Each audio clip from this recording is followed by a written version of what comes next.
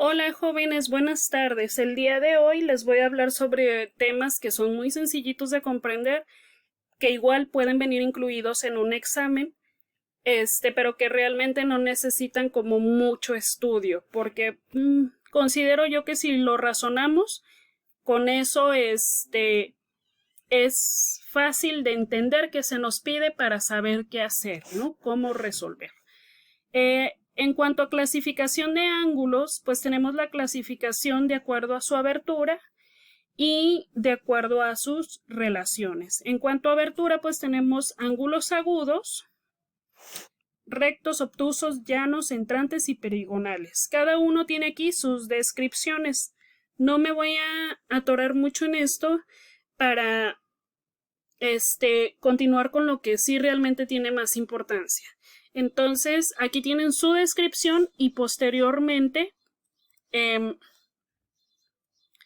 las hojas subsecuentes vienen ejercicios. Este documento se los voy a anexar en la publicación del video. Luego vienen las rectas y puntos notables de un triángulo. En este tema, pues tenemos que los triángulos tienen medianas. Las medianas son líneas rectas que pasan por la mitad de cada lado hasta el otro extremo del triángulo, es decir, cada mitad aterriza en un vértice, cada mitad aterriza en un vértice, cada mitad aterriza en un vértice. Y el punto de choque de esas medianas se le conoce como baricentro. Luego vienen las bisectrices. Las bisectrices nos hacen referencias a los ángulos, es decir, dentro de los vértices vamos a tomar la medida de cada vértice, es decir, la abertura, y vamos a sacar una línea recta justo por la mitad de cada ángulo. ¿Ok? Suponemos que este mide 45, entonces en 22.5, en el ángulo 22.5 saco su recta. El punto de choque, de esas mitades de los ángulos nos dan como resultado el incentro. Luego, posteriormente, vienen las alturas. Y si nos fijamos, para este lado, que es el lado más largo, que vendría a ser, digamos, la hipotenusa, en caso de que este fuera un triángulo, rectángulo, vemos que la altura es esta. Sin embargo, en los demás lados, vemos que la altura está por fuera. ¿A qué se debe esto? Bueno, si se fijan, aquí se sacaron líneas auxiliares para cada lado para buscar el ángulo de 90 grados, es decir, de esta línea buscamos el ángulo de 90 grados que choque con el vértice. De esta otra línea buscamos el ángulo de 90 grados que choque con el vértice. Y para esta inicial también buscamos su ángulo de 90 grados que choque con el vértice opuesto. Entonces, las alturas no siempre están dentro de el triángulo. Unas sí, pero las otras regularmente ya no. Entonces, en cuanto a mediatrices, en cuanto a las alturas, ese punto de choque se conoce como ortocentro y las mediatrices nos hacen referencia,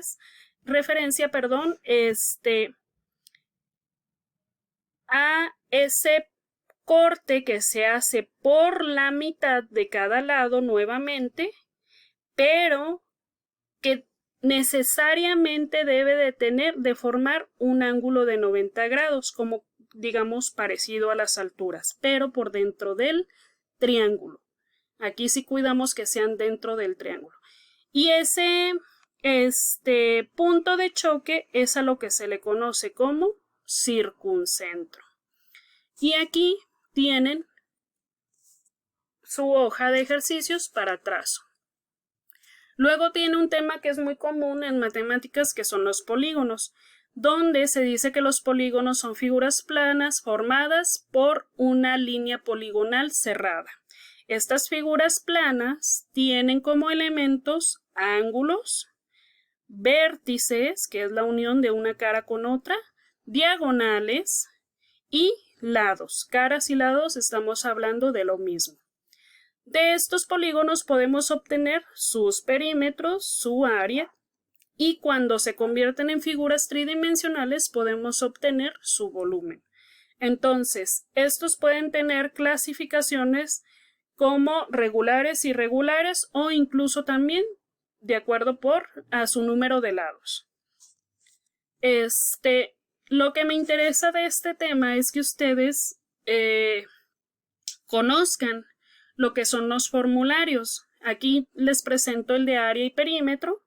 Para perímetro, es importante que lo resumamos de una sola forma. Para todas las figuras puedo conocer el perímetro sumando sus lados, excepto para el círculo. Si vemos, en todas hay una suma, aquí también hay una suma, es lado más lado más lado más lado, que nos lo resumen en 4 por lo que mide el lado, ¿ok? Es exactamente lo mismo que hacer la suma. Tengo suma, aquí igual nos resumieron, pues porque es una figura similar, ¿no?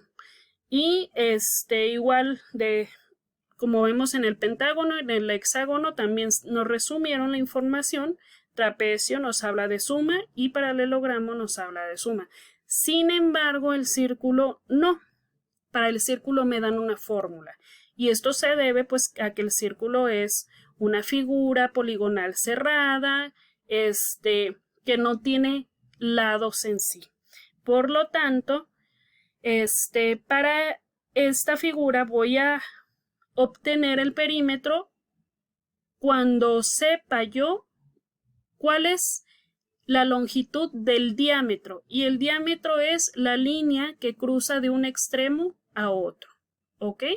Entonces, esta medida de aquí hasta acá es a lo que se le conoce como diámetro multiplicado por pi, nos da el perímetro.